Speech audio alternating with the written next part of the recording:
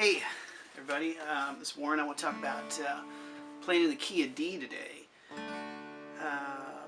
D is a really great key in that you can sound kind of really sweet and pretty, this kind of stuff.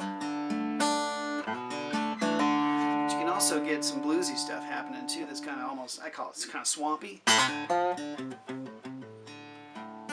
kind of vibe.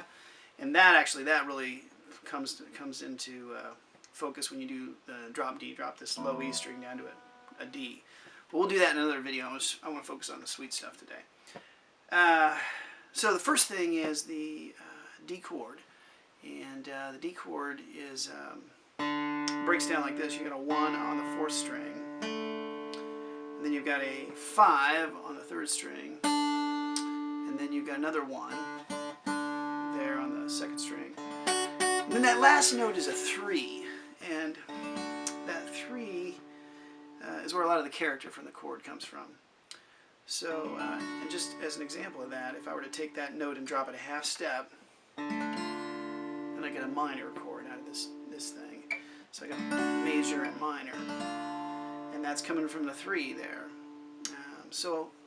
What a lot of folks will do, it's so popular in country, if they're looking for that chord to be, less, major or minor in tonality, they just drop that 3 out of there. So you're just playing the 1s and the 5s. So this kind of a thing. Now it turns out that down on with D, you've got another 5 right here on the 5th string, that open A. So you get this kind of a deal. And that's a really good sounding chord. It sort of bridges the gap, and it sounds a little tough too. You can be like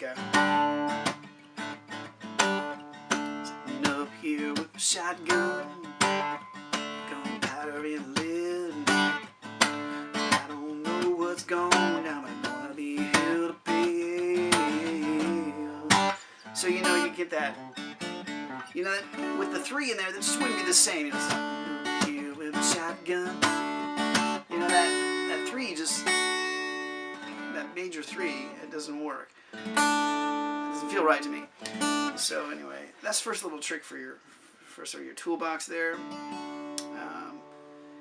Sometimes you may want to just drop out that 3 there. Okay, so the next thing I want to do is I want to hit on all the chords that are possible in the key of D. And I just want to go through the major scale here.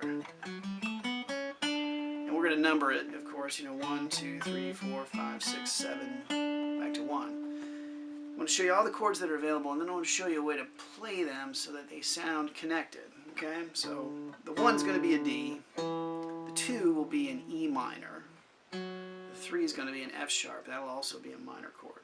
Then we get into the major chords, which would be the G would be the 4, an A would be the 5, and then a B minor would be the relative 6, the minor 6, and then the 7 would be a diminished chord. We're going to handle that a little bit different, and that's a C sharp. Back to 1. So I want to run through all those chords. Now what I'm going to do here, I'm going to take my D chord, kind of anchor that down here. That's my 1.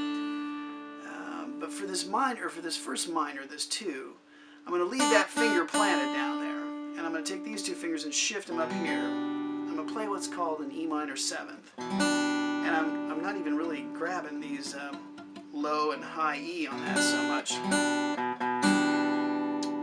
And so that's the E minor that we're going to use, as opposed to this kind of a chord. We're doing this. Okay? Now for the next one, I'm going to take that D and anchor it back down there. And then I've got this middle finger here that's free to do whatever, and I'm going to reach over here. Grab that F sharp on the 6th string. So essentially I'm getting a D over F sharp. Okay, so there's a D chord with an F sharp in the bass. But I'm using that as if, instead of an F sharp minor, you can see it's a different tonality totally, right, than this. But it will sort of bridge the gap, kind of like what the D with just the 1s and 5s do. So now the cool thing is if you finger it like this, because you can finger this multiple ways. I mean, you can, a lot of times I'll flip it around and finger it like that, or like this. But when you finger it like this, it makes a real nice slide into the 4 chord, which is the G. Now that is actually, again, I've left my D chord anchored down there, and that is a really pretty sounding chord. That's a G2 or a G9, and it's this note right here, which is an A, that really defines that chord. And that's because that's the second note of the G major scale, okay? Now, that means it's a real pretty chord. A lot of guys will hammer on this thing, you know. It's a really pretty chord, okay? Now, for the 5 chord, what I'm going to do is I got that free middle finger again. I'm just going to reach on down here, and I'm going to grab this on the 4th string, and the 2nd fret. I'm going to fret that out, and that's going to give me an A, which is my 5 chord, and A sus. Okay? Yep, so that, also a really pretty chord.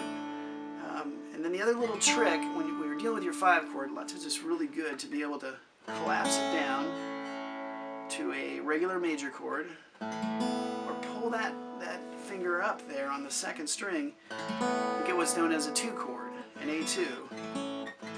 So there's a 2, there's the regular chord, and there's the sus. And that's a real common sound. So that's great for fill stuff. So it's good to have that little in your bag of tricks for your 5 chord.